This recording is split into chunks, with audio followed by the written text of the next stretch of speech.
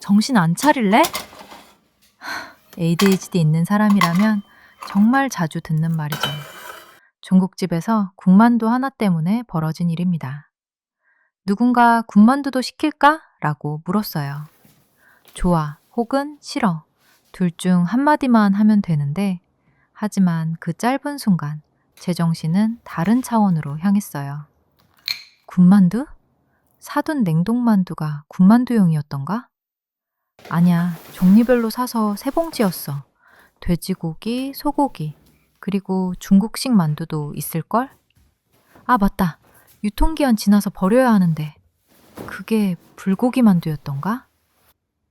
그나저나 냉동실을 정리할 때가 됐지.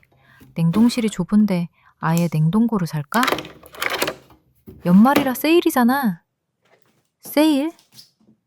아, 크리스마스 선물을 덜 샀어. 미쳤나 봐. 쇼핑몰을 갈까? 아니면 그냥 온라인에서 해결할까? 한참 뒤 바삭하게 튀겨진 군만두가 나옵니다. 그리고 저는 이렇게 말하죠. 만두 시켰네? 누가 시켰어? 뭐래, 너도 같은 자리에 있었잖아. 정신 안 차릴래? 머릿속에선 크리스마스 전구가 번쩍거리는데 현실은 중국집 의자 위 군만두와 함께. 누군가 말하길 ADHD의 머릿속은 채널이 강제로 돌아가는 텔레비전 같은 상태라고 했죠. ADHD는 언제나 생각의 파편들이 이리저리 흩날립니다. 그래서 쉽게 과부하가 걸려요. 명령을 내리는 보스, 전두엽은 도파민 부족으로 늘 결제를 미루다 퇴근을 해버렸어요.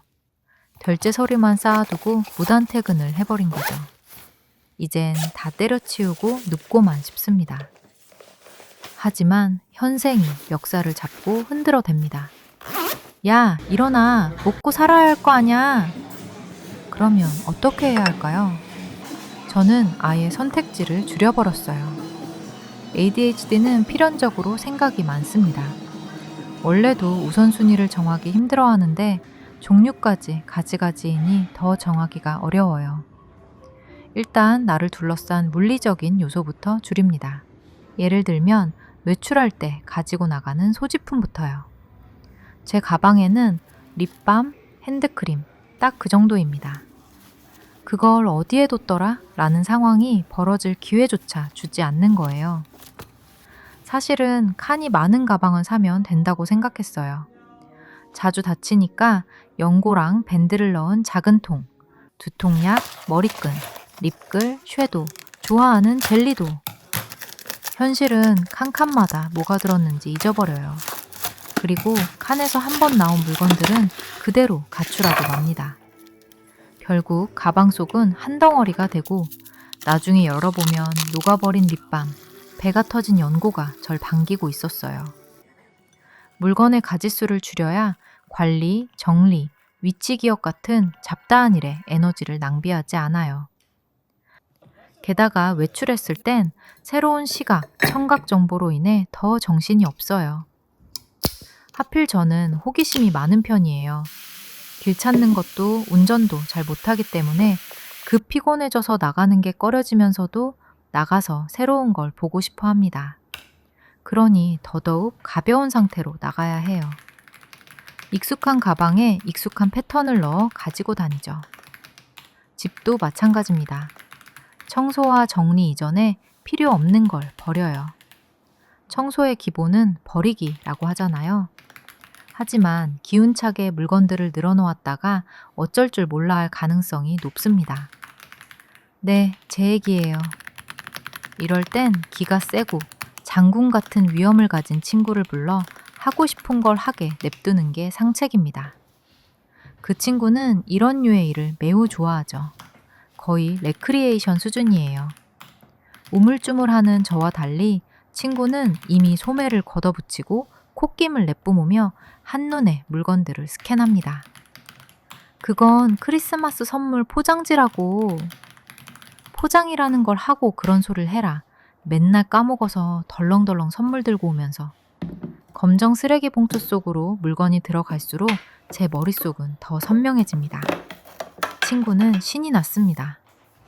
이사 오고 몇 달 동안 뜯지 않은 박스도 괴력을 발휘해 한 손으로 뜯어 제낍니다. 잔소리를 하는 입도 쉬질 않아요. 도파민을 충전하는 방식은 사람마다 이렇게나 달라요. 미니멀리스트가 드라는 게 아니에요. 내가 관리할 수 있는 범위와 아닌 범위를 인지해야 한다는 거죠. 보통 ADHD는 그 범위가 좁습니다. ADHD건 아니건 사람은 자신과 주변 환경에 대한 컨트롤을 쥐고 있어야 스스로에 대한 신뢰가 생기잖아요. 그리고 자신에 대한 믿음이 있어야 안정을 찾습니다. 그럼 회사에서 업무 우선순위는 어떻게 정하나? 이건 없앨 수가 없잖아. 제 경우에는 이랬습니다. 일단 업무를 적습니다. 이땐 중요도를 따지지 않고 그냥 쏟아냈어요. 책상 정리도 좋고 옆부서와 커뮤니케이션, 거래처에 전화하기, 메일 정리하기 등등 나름 다 중요해 보입니다. 이 중에서 쌍욕이 절로 튀어나오게 만드는 업무가 있을 겁니다. 어김없이 그게 1순위로 중요한 일이었어요. 내 스트레스 버튼을 누른다. 발등에 불 떨어진 가장 시급한 업무. 1순위를 제외한 다른 업무들은 중요도를 따지지 않고 전부 강등입니다. 하지만 자칫 나머지 일들을 까먹을 수도 있죠. 그렇기에 뇌의 일을 분담할 시스템이 필요해요. 기록이요. 저에게 기록은 뇌의 외장하드 드라이브 같은 존재입니다. 저는 노션이란 앱을 써요. 상위, 하위 프로젝트를 효율적으로 나눌 수 있고 일은 물론이고 루틴을 만들 때 유용합니다. 가장 중요한 일 하나를 끝내면 남은 업무들이 달라 보입니다. 막연히 다 중요하다 여겼던 업무들의 실체와 경중이 선명해집니다.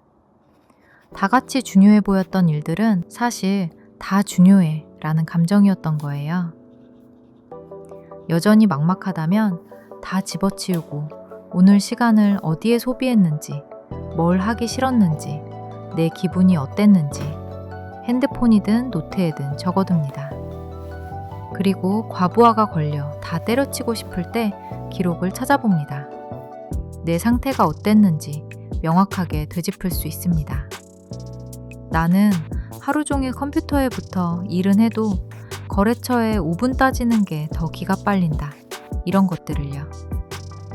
내가 왜 이러는지 모른다는 건 미아와 같은 막연함과 불안함을 가져다 줘요. 그저 안다는 것만으로도 훨씬 안심할 수 있습니다. 당장에 노션을 완벽하게 채우겠다고 욕심내지 마세요. 칸칸이 나는 주머니에 계획이 들어가긴커녕 다 엉켜버릴 가능성이 높으니까요.